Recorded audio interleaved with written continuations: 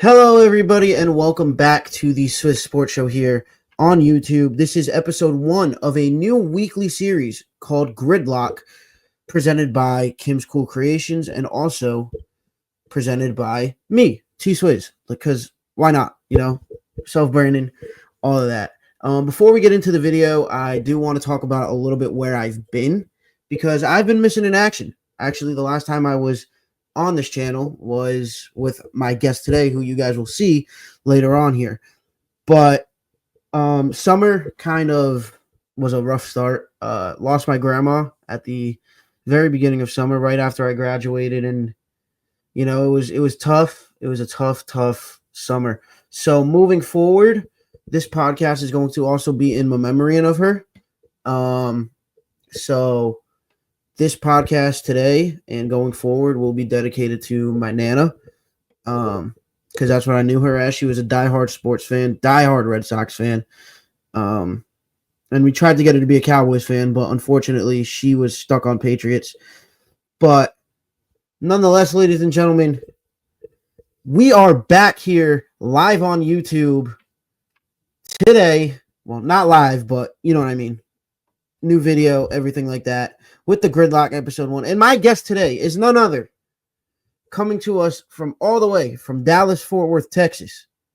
He's got his own jersey on today. The one, the only, the Nico Sharp, the DFW sports guy. Nico, what's going on, man? How are you doing? What's up, man? What's going on, man? Excited to be here, bro. Appreciate you having me on, man. Ready to talk some sports. A lot of stuff happened in week 1. Let's get into it, man. Yeah, absolutely. Well, first things first, man. I mean, it's been a while since we've been back on the channel. How was summer? It was good, man. It's good. Had a lot of stuff going on. It's been fun. It's been fun, man. So much sports going on. I mean, we could talk forever, bro. But it was a good summer, man. Everything was smooth. Absolutely, man. I mean, me personally, I started golfing. I started playing golf. I lost to my dad this past Thursday by 14 strokes. That's terrible. I know. Yeah, I'm not a golfer yet, but trust me, Swizz is going to figure it out, and Swizz is going to get dangerous at golf. He's going to be the next Rory McIlroy. Trust me. All right. But let's get into week 1, and, there was a lot to talk about with week 1. I mean, right, this feels like one of the best week 1s we've genuinely seen in a long time. I mean, every game was pretty much close. It was a dogfight. I mean, there were some games that were a blowout, but, with us being Cowboy fans, I mean, you got to start right here. You got to start with the deep dive down in Dallas. Also, ladies and gentlemen, make sure you subscribe to the channel and follow Nico on TikTok at the DFW Sports Guy, as he goes live there every single day to talk sports. He is your personal ESPN. I can only aspire to be like him. He's such a role model in this culture. But, Nico, let's get into it right now with the deep dive in Dallas segment of our show. What did you like, and what were your takeaways from Dallas Cowboys in week 1?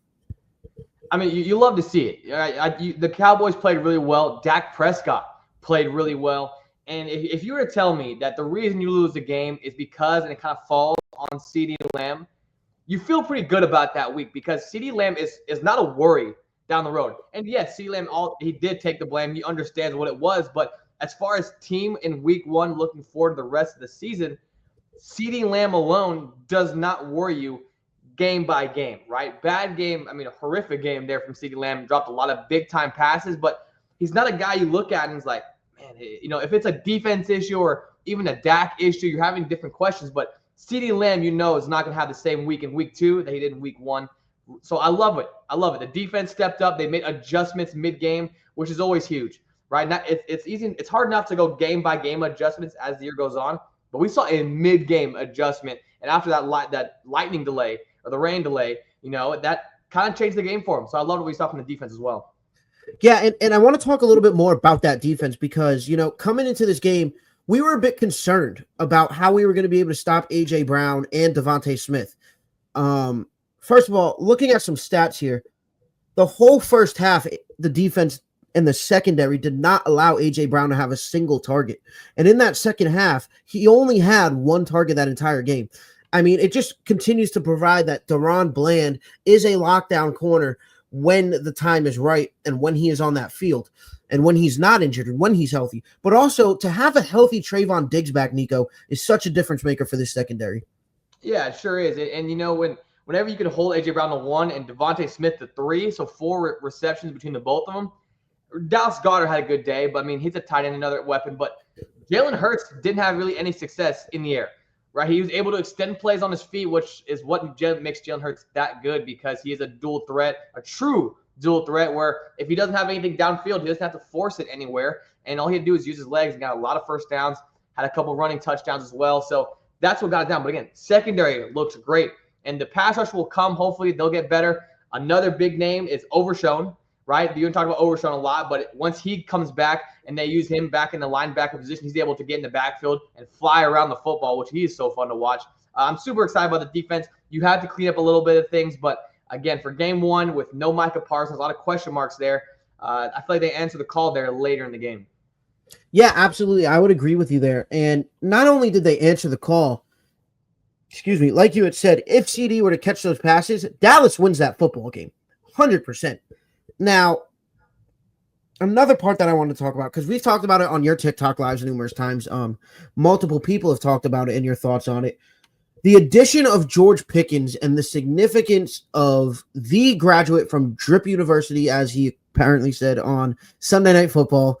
Shout out George Pickens. He does really have like top tier drip in the NFL. But dude, this man is going to be so fun to watch in a Dallas Cowboys uniform, because it takes the pressure off CD as being the only like premier receiver on that team. Because let's not forget, when George Pickens was on Pittsburgh, Nico, he was a dog. We know he was a dog. Like, you send him down the field. If you have George Pickens in one-on-one coverage, you're not winning that matchup. Now, granted, did Pickens have a lot of success in week 1? No, he didn't, but he made an impact still. He made an impact, and that's going to come with time, because Dak can be a deep ball threat as well when he is in the air with the football. So I kind of want to get your thoughts on what you thought of George Pickens in week 1 and how much more significant George Pickens will mean to this football team for the Dallas Cowboys. Yeah, I mean, absolutely. So, I mean, he only got 3 receptions for 30 yards, but that, like you said, his impact on the field comes more by just getting receptions, right? Taking pressure off CD. But what a lot of people don't even talk about is he makes Kevontae Turpin, Tolbert, and Jonathan Mingo that much better as well, because now they're not trying to be forced into a number 2 slot. So when you have a 1-2 punch like CeeDee Lamb and George Pickens, all of a sudden Kevontae Turpin, Tolbert, Mingo, whoever slides into that 3, has all the pressure off of them. So now they're going to have more open looks as well. And when you have a better wide receiver look and you kind of have more comfortability there and more room to work, it also makes it opens up the running game a little bit, because now you really do have to focus on the secondary, which brings me to the next point is Jaden Blue needs to be running back 1, in my opinion, for the Cowboys. I love Javonte Williams. I do believe in him. I do believe in Miles Sanders. But I think Jaden Blue is that much of an electric player and a dual threat in the backfield where it can open up as well. But again, back to your question, George Pickens just opens up the offense. And he doesn't even have to necessarily get receptions to make it a true impact on the field. Yeah, absolutely. And I agree with everything you're saying. Now, let's talk a little bit about Brian Schottenheimer here. What do we like from him? What did we not like from him in week 1? Again, this is his first time being a head coach at any level. He was the former special teams coach for us on the Cowboys. What'd you think of Schottenheimer?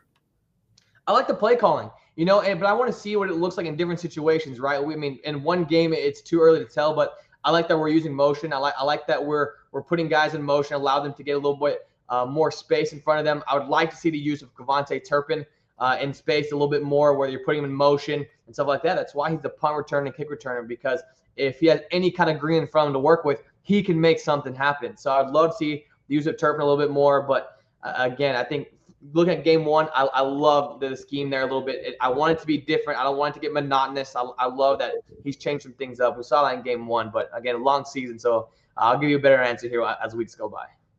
All right. So Nico, with week 1 of the Dallas Cowboys under the belt, what do we grade the Cowboys right now with how they're looking? I mean, you feel really good, right? You go toe-to-toe with the Super Bowl champs, right? And one of the favorites, if not the favorite in the NFC. So you got to feel like you're in a B+ situation. If you looked a little bit better defensively in the first half, maybe an A-, but you feel really good because you go toe-to-toe with one of the best teams.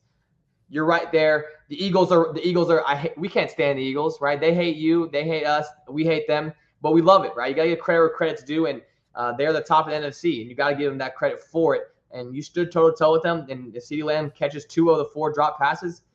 It could be a little bit of a different conversation, but again, you don't get it done. So you're right below them, and we'll see. We'll see what happens when they come back to our place. Yeah, and we'll talk more about the Cowboys in our week 2 predictions and also a little bit in our fantasy talk segment coming up later in the show. But Nico, I got a question for you, man. Is it time to give the green light to Green Bay? Because this team, man, wow. I was watching the game with my dad, who happened to come home for a little bit just to watch week 1 with me. And we both sat there and we said, this Green Bay team could be the team to win it all this year for the NFC. This team, I mean, you want to talk about a difference maker on defense that Micah Parsons adds. We'll talk about that in a little bit, but Jordan Love just looks so comfortable playing in that pocket.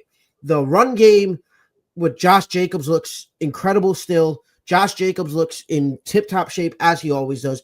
Truly one of the most slept-on and underrated running backs in the National Football League. Romeo Doubs getting it done on the offensive side of the football. And obviously you still have one of the best coaches in the National Football League in Matt LaFleur. But Nico, I want to get your thoughts on Green Bay because they just shut down Detroit on all angles. Yeah, they really did. And Green Bay looked really good. I think the biggest standout for me was Love spreading the love, right? It wasn't just a Reed. It wasn't just a rookie Matthew Golden. I mean, you look and the receptions were split almost 2 and 2 and 2 all the way down the field, right? You have Dobbs getting 2, Reed getting 2, Wicks getting 2, Tucker Kraft, even including the tight end for 2, and then Matthew Golden again getting 2. So a lot of guys getting opening up different opportunities, right? We've seen the Cowboys, and not talking about the Cowboys again, but we've seen that it's only CeeDee Lamb and maybe Ferguson, right? That's going to be huge for Green Bay when you have that many weapons that you can spread the love to, right? And open up that offense. And then, yeah, they are a true one running back crew with Josh Jacobs. He got, I mean, the far majority of the carries. Again, he looked pretty good. You would like to see him, break open a play or two, but that's football. It's not going to happen every game.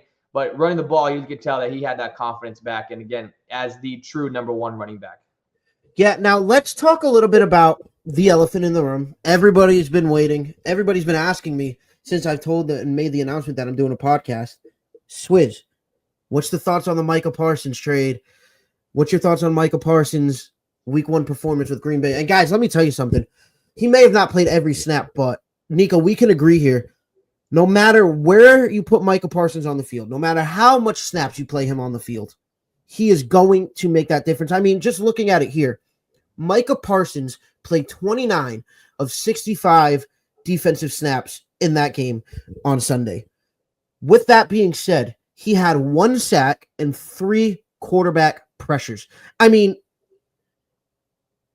this just took Green Bay's defense from a top 5 defense to arguably top 2, and it's not 2 in the National Football League because, like we said, you're not going to find a generational talent like Micah Parsons ever again. Micah just made such a difference on Green Bay's defense where, I mean, how many times did it look like Detroit didn't even have an offensive line? A lot. So I'm curious to get your takes on what you think of Micah Parsons, the new cheesehead down there in Green Bay. Well, absolutely. He makes a huge impact. And yeah, I've talked about it on my lives. I mean, every day, a lot of people, they find I'm a Cowboy fan. They're going to ask me about the trade. They're going to ask me about the Luka trade. They're going to ask me about all of the blockbuster trades that happens in the DFW area. But, I truly am in between. Because I understand both sides, right? But again, I think there was a right and a wrong way to go about it. One, Micah Parsons is a generational talent. First-round picks, we've seen with the Cowboys' first-round picks and Taco Charlton and Mozzie Smith not work out at all. And those are first-round picks, and that was nowhere near Micah Parsons. But on the other hand, I do understand the business side of it where if you tie up all your money with Dak Prescott, CeeDee Lamb, and Micah Parsons, and you have no money to pay anybody else, that is the caliber for a losing team, right? So if you have your money tied up in 3 guys on quarterback, wide receiver, and a defensive end, where else do we go with our money? Who else are we going to pay, right? As soon as we Micah Parsons was traded, we were able to extend a few guys within weeks, right? And again, not to mention, you have sprained vertebrae on your back, and you have to get possibly an epidural around every game to just play on the field. What does that look like as well? But with that being said, I think if I'm Jerry Jones and I know I want to get rid of Micah Parsons, I know I'm not going to pay him. What you do is you sit back and say, hey, we're going to part ways with Micah Parsons. Everyone make me your best deal. And let teams compete on each other to let them, hey, I'll give you this many draft picks. Oh, okay, well, then I'll give you this many, right? And let teams outbid each other, and so you can get the most return for him. But if the injury is a real issue, then I can kind of see why you kind of go, hey, quietly, hey, like take him. Like he's going to be an issue career-wise. We can't pay him that money to have maybe a 1 or 2 year career. So it depends on that as well. But if I'm the manager and I'm the GM and Mike is healthy enough, I'm marketing him and saying, hey, outbid each other. Let me see how much I can get in return. So a little bit different views there, but obviously the easy answer is that Micah Parsons is a generational talent and a freak of nature. One of one, right? There's only 2 or 3 other guys that even sit at the same table as him. But yeah, just to show another side of it, there's a couple of different conversations in the direction you can take it. Yeah, now, with that being said, what did you think of his overall performance in week 1? I mean, it's frustrating to watch because we could have used that against Philadelphia, right? We had nobody that could really chase down Jalen Hurts, and watching him, I mean, he's a lion, right? I mean, when he's on the prowl and he's hunting, he's terrifying. He's terrifying, and we will miss that.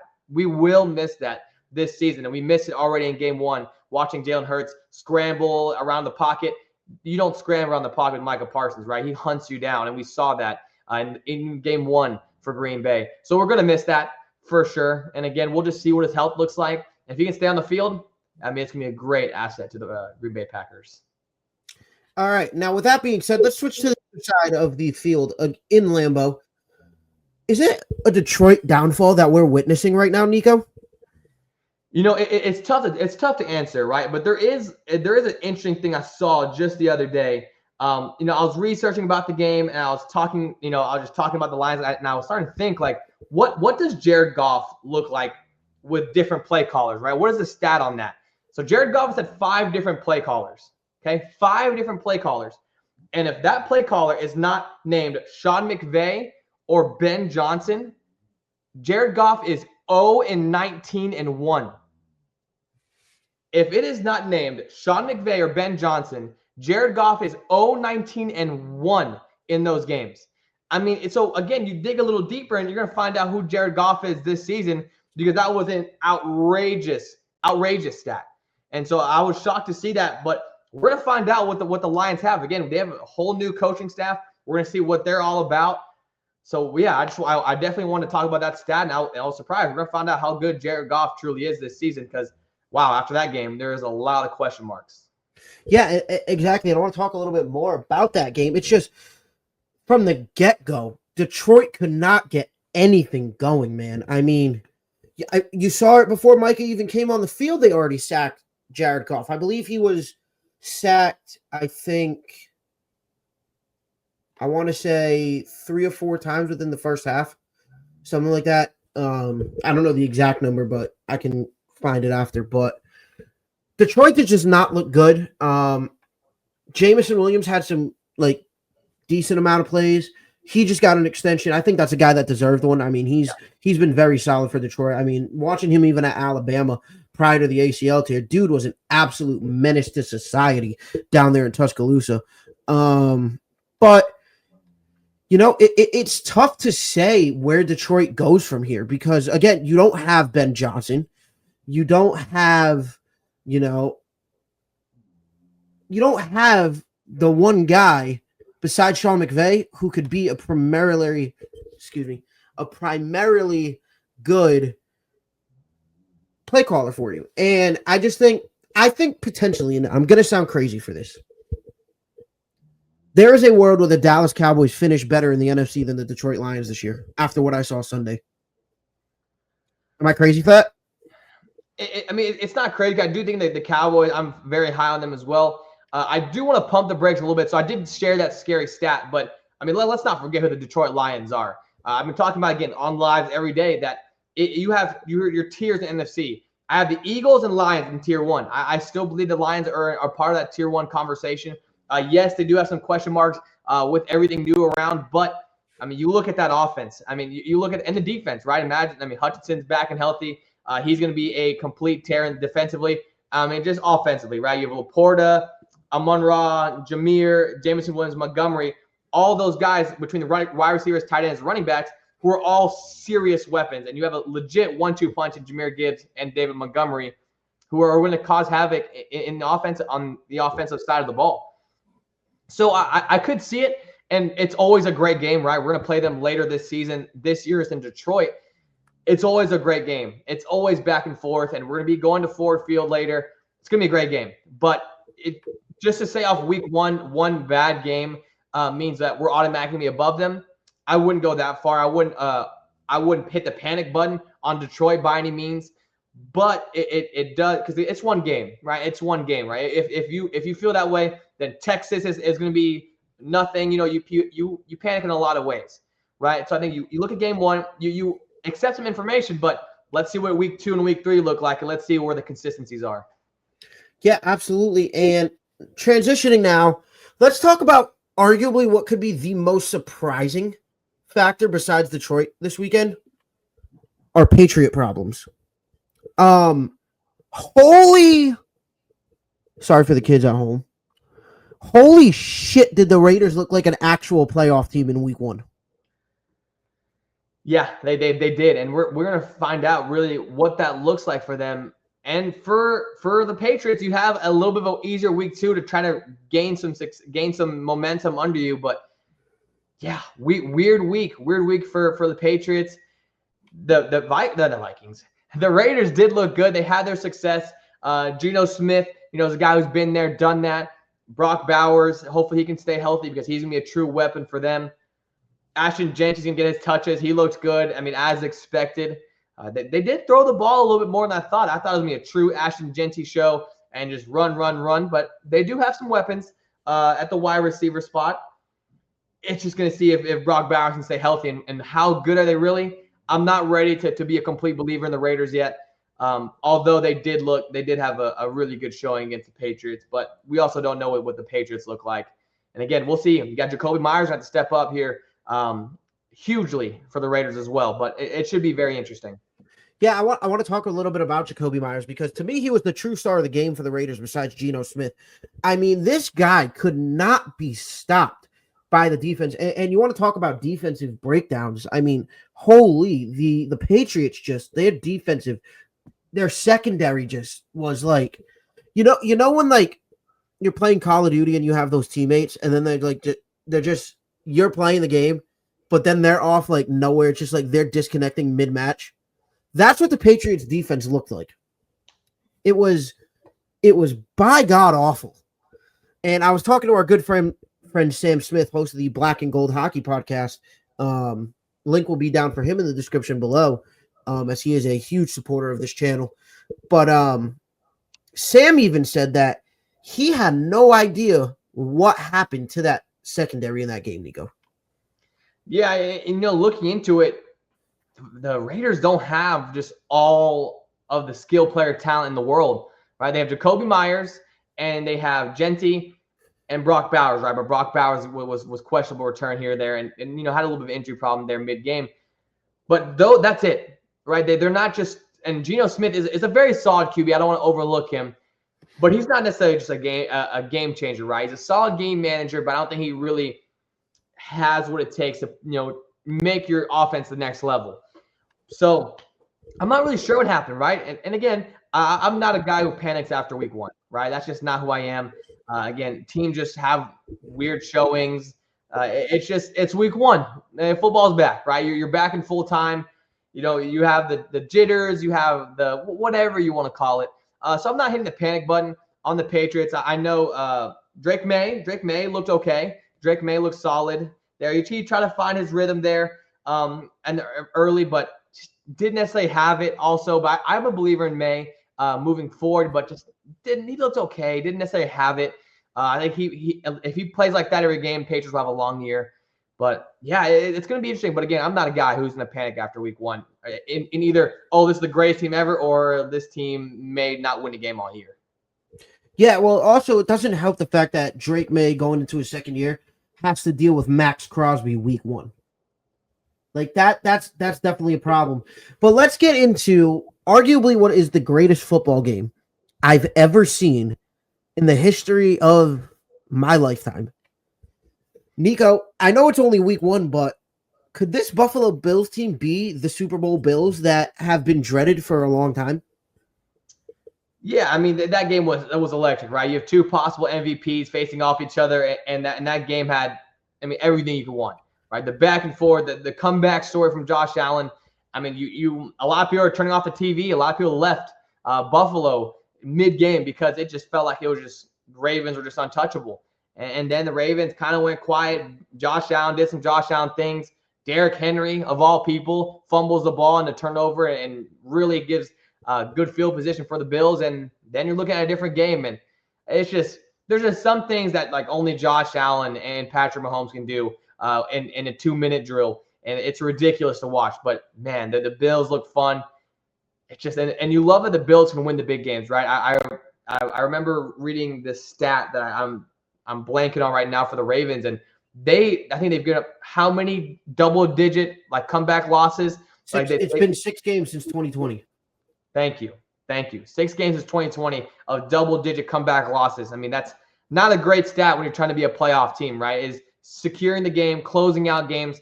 Ravens can't do it, and the Bills love doing it except against everyone except the Chiefs, right? And so they're trying to get over that hump this year.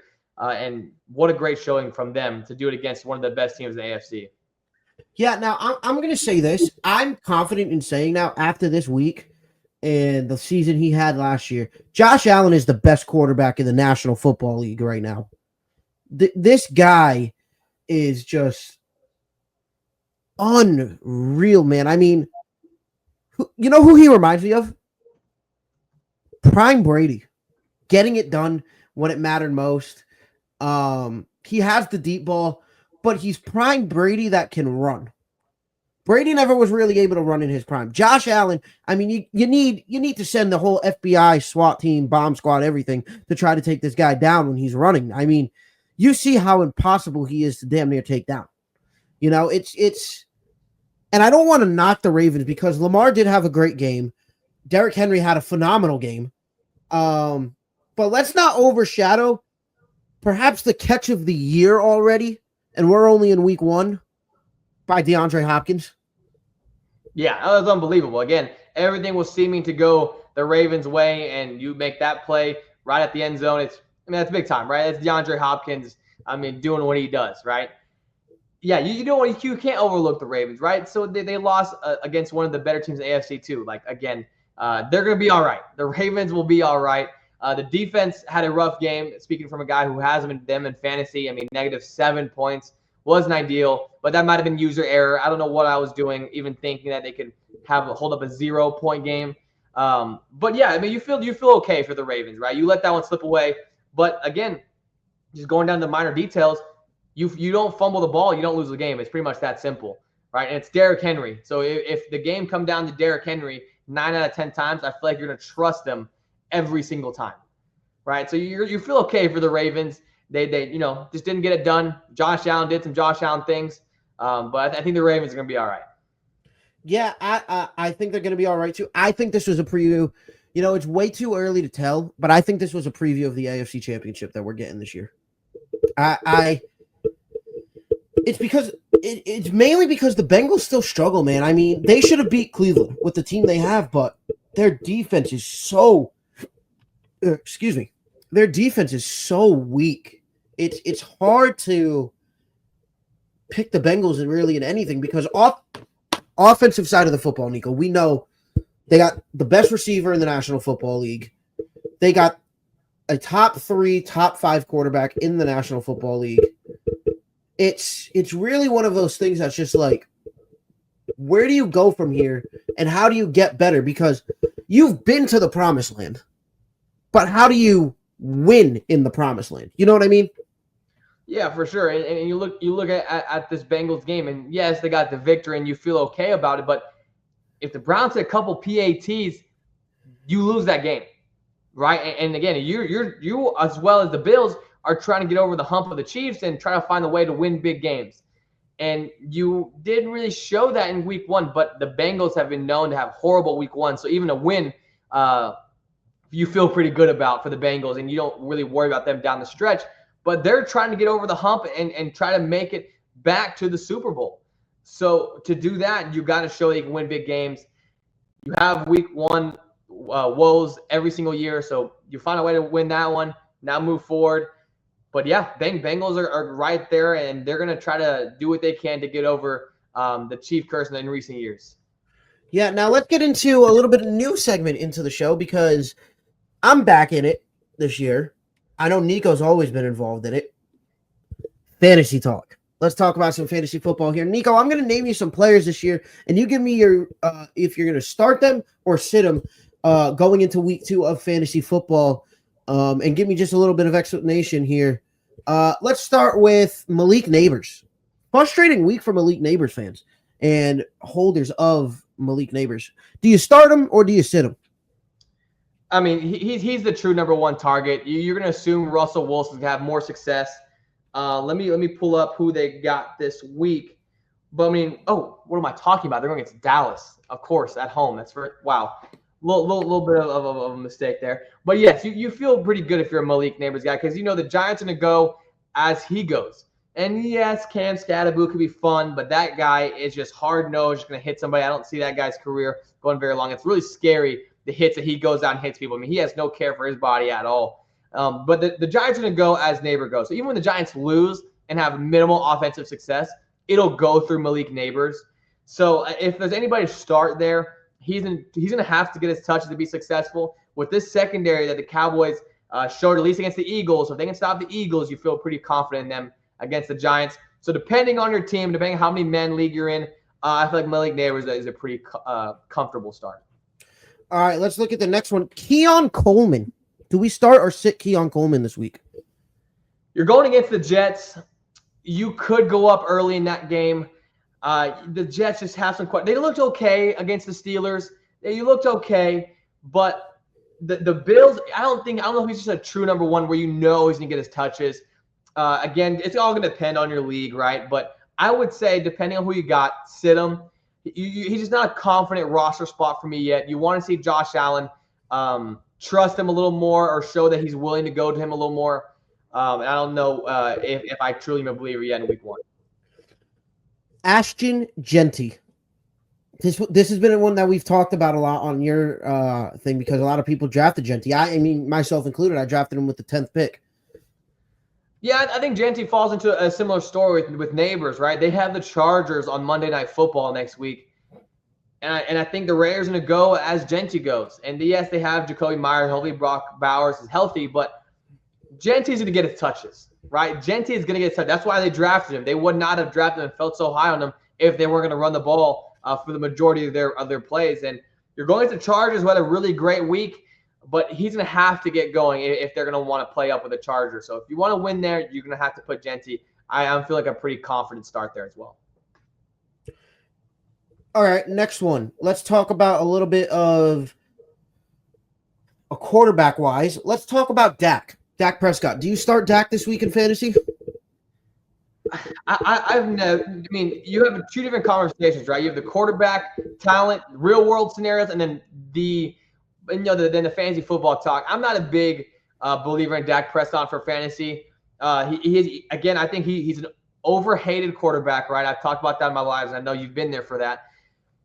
But I'm not a fantasy believer in Dak Prescott just because he's not always in the red zone, the Cowboys have issues, right? So Dak Prescott's not an automatic guy to throw the ball and get the ball in the end zone, right? We can run it. We have been having issues in the red zone. So I'm not a big Dak Prescott in for fantasy, but again, I think Dak is the most overhated athlete in all of sports. Yeah, I would agree with that. Next question. Do you start or do you sit Jake Ferguson? I think Jake Ferguson, it could be a start. Dak Prescott has shown the history to love his tight ends. Back with Dalton Schultz, man. I mean, Dalton Schultz and him and Dak just had a true connection And I think he's starting to build out the first. And Dak Prescott, again, loves his tight ends. You're going to need him against the Giants. You're going to use every weapon. But, again, I think the tight end position is a pretty reliable spot for Dak Prescott. So I like Jake Ferguson there. Might not have been as easy one, but, I mean, depending on who you got again, I'm going to go Jake Ferguson start. All right, last three here that I have right now. First one, Stephon Diggs. It's another tough one. You're going to throw it a little bit more this week. I have Diggs in my league, and personally, I'm not starting him. I wasn't overly impressed with his showing in week 1. He got his touches. But again, we talked about how Drake May didn't play all that great either. So if you look at Drake May, he looked good, right? He looked okay. He got, 46 attempts or something like that I saw earlier. Let me find what Diggs had. Diggs had 6 receptions, which is very good for fantasy, right? Imagine one of those finding the end zone, and now you're looking at a huge surplus. Oh, you are playing Miami though, so Diggs is right on the fringe there. I mean, I'm sitting him, so I feel like I'd be a hypocrite to not say it to. But I love my wide receivers that I got right now. So depending on who you got, again, I keep saying it again, I'll be the last time I say it. But I have better wide receivers than Stephon Diggs, and I can trust week in and week out. But it seems like the Patriots are going to throw a lot early in this series. CJ Stroud, start him or sit him? I'm going sit. CJ Stroud, we haven't seen CJ Stroud look like anything since his first year, right? Last year it was injuries, sophomore slump a little bit, but mainly injuries. He didn't have his targets, and there in week 1, I mean, the Rams' defensive line was getting in the backfield very, very quickly, so it didn't allow CJ Stroud just to have all the time in the world. But we haven't seen CJ Stroud just play lights out like he did in his rookie year. And I'm a full CJ Stroud believer. But again, against the Buccaneers, which is going to be a tough matchup, I don't know. I'm not ready to start CJ Stroud just yet. And last one here I got for you, Trevor Lawrence. I mean, sit. I mean, unless you're in like some kind of 18-man league, I would imagine there's going to be 12 guys that are going to be better than Trevor Lawrence in fantasy. It might be, it's like make or break time for Trevor Lawrence, right? He's been in the league for long enough. He barely gets his team to the playoffs, right? You want to try to get your foot in the door. They've been getting him the weapons. They're trying to help him out a little bit. But I don't know if week in and week out, I'm starting and feeling trustworthy for Trevor Lawrence. All right. Now let's get into the final part of the show here. The week 2 predictions presented by Kim's Cool Creations and also presented by Caden's Line Dancing TikTok account. Shout out my brother. He has line dancing. I'll post the link down in the description below. You know how the Nashville boys do it out there, Nico. Because you a Texas boy yourself. But let's get into week 2 predictions here. Thursday night, banger of a game incoming, 9-11 game, 8:15 p.m. Commanders go to Lambeau, Washington versus Green Bay. Nico, I'm pretty confident in this one. Give me the Packers. Give me the Packers going 2-0 at home. First time they've started 2 games in Lambeau. In quite some time. Yeah, I agree with you. I'm going to go Green Bay goes 2-0.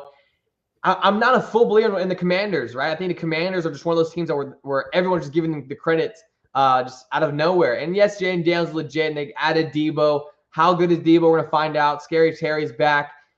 I'm not a full believer in Washington just yet. They looked okay against the Giants, but it's the Giants, right? They're supposed to be at the bottom of the NFC East. And then Green Bay looked as good as they did. I think they have too many weapons. It's going to be too much for them. Give me Green Bay. All right, let's move on now to the next game. 1:00 on Sunday, Dallas Cowboys, New York Giants. The home opener for the Dallas Cowboys this year. Give me Dallas in this game. I like Dallas. Yeah, I'm going to go Dallas as well. You're playing with a chip on your shoulder, right? I mean, it almost could be used as good that you lose against the Eagles, right? I hate losing. I'm the most competitive person out there. I hate losing. But you have a chip on your shoulder now, right? You play really well, and you still have that uneasy feeling where I want more. Right, that wasn't enough. We played really well. I want more. Expect CeeDee Lamb to have a great game. You already heard him. That he's like, if you guys don't think I'm gonna work harder and just be like way better than you guys are crazy out of mind or whatever he said. He again talk about a guy with a target on your back, chip on your shoulder. CeeDee Lamb's gonna have a big game. I think the Cowboys just have too much for the Giants. Their D line looks great. Abdul Carr had some weird things he did in week 1, but Abdul Carr I think was the best player in the draft.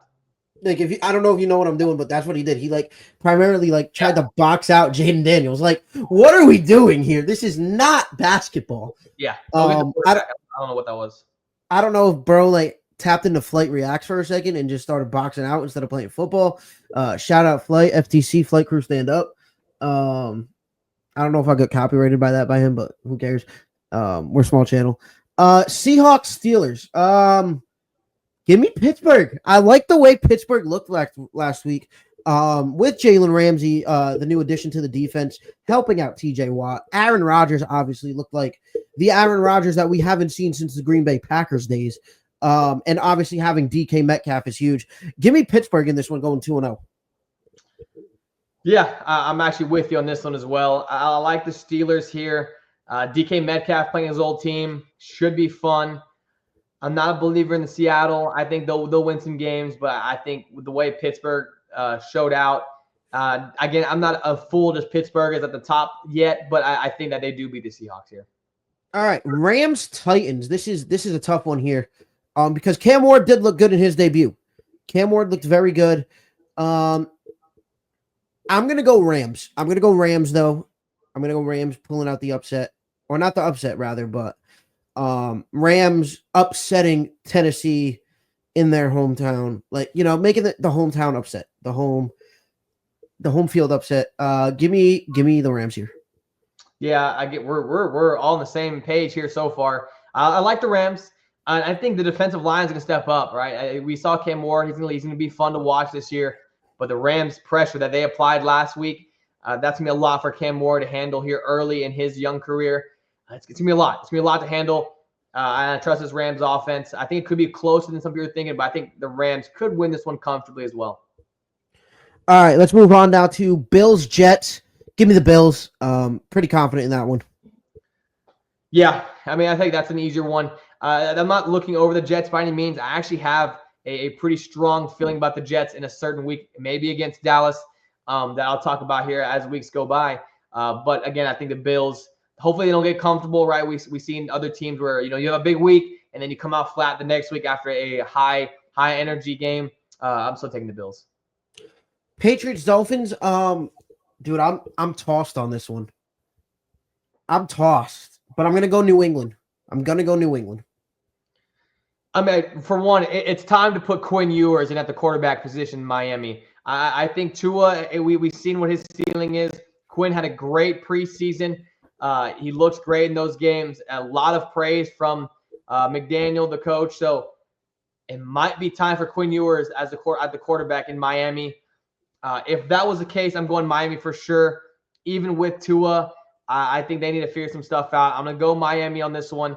Although they looked atrocious in week 1, they need a bounce-back game. It could happen against New England. Jags Bengals. Give me the Bengals. I'm going to take the Bengals on this one. Yeah, I'm with you. I'm hoping just for Joe Burrow's sake and everything that they have a more confident week. They didn't look good against the Browns. They have a point to prove.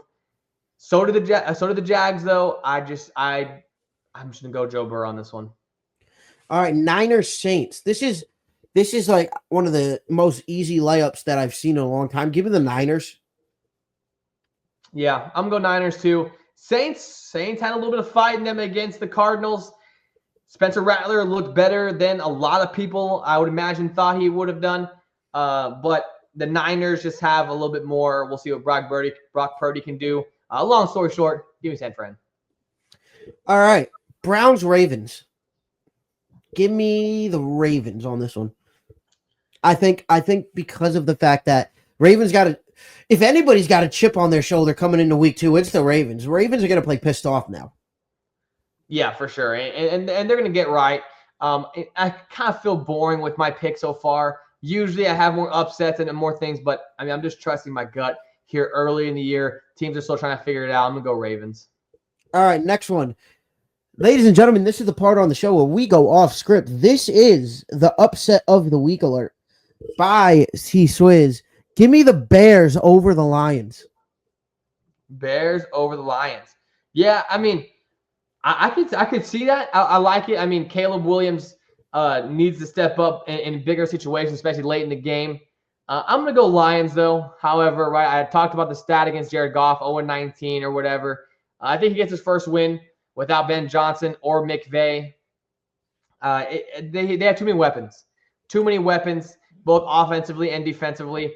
I think Hutch gets in the backfield. I think the weapons, just the Bears' defense is okay. But with that many people and the run defense against Jahmyr Gibbs and Montgomery, it's going to be a lot to handle. Give me the Lions to get back on the track. And the reason I'm going to say the Bears, though, is because who's the head coach of the Bears? Okay, I can kind of see where you're going, but I just think that the Lions are going to have too much. And yes, I understand your point, but I'm sticking with my guns. I'm still going Lions. I think they just have too many weapons. I think that they're going to do everything they can to not go 0-2 early in the year. But I can see where your head's going there a little bit. Broncos Colts. Give me Indianapolis here in an upset. I really liked what I saw from Indy last week, or this past Sunday, rather. They came out firing. Daniel Jones looked like a quarterback that I've never seen Daniel Jones or ever thought Daniel Jones could be. Michael Pittman obviously did Michael Pittman things. Give me the Colts here. Yeah, the Colts had a big week. We talked about how bad Miami was. Miami, I think, wasn't really a test for them. I don't think Daniel Jones is having some resurgence here. Maybe I'm wrong, but everywhere he's gone, he hasn't been great. So I'm okay with the Indianapolis pick there, but I'm going Broncos.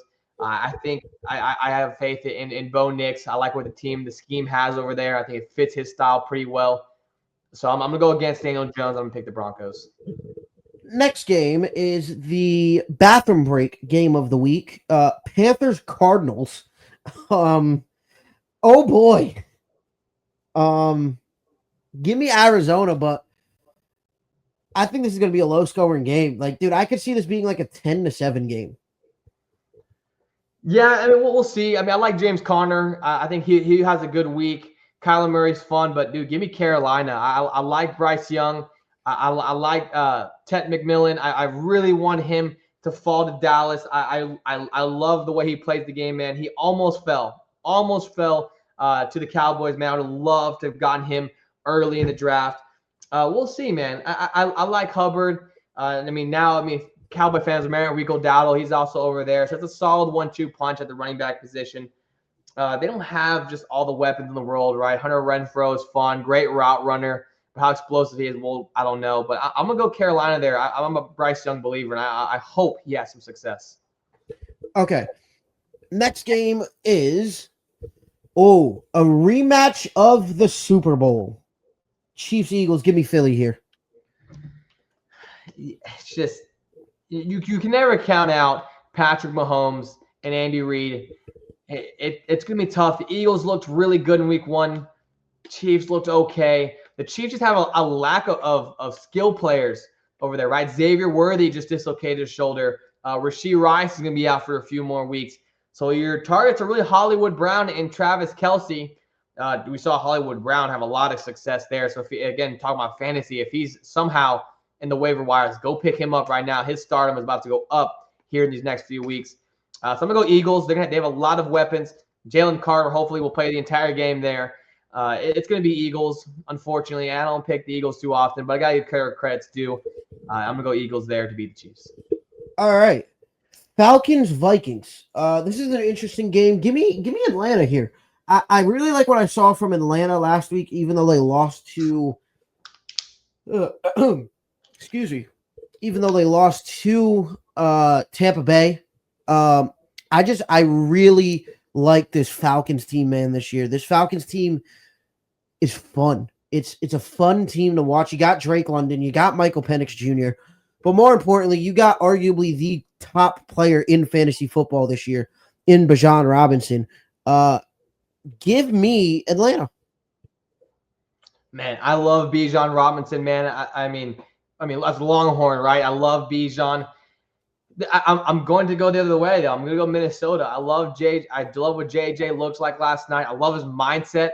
He hasn't lost a regular season game in how many years? Yes, it's not NFL, but fun stat nonetheless.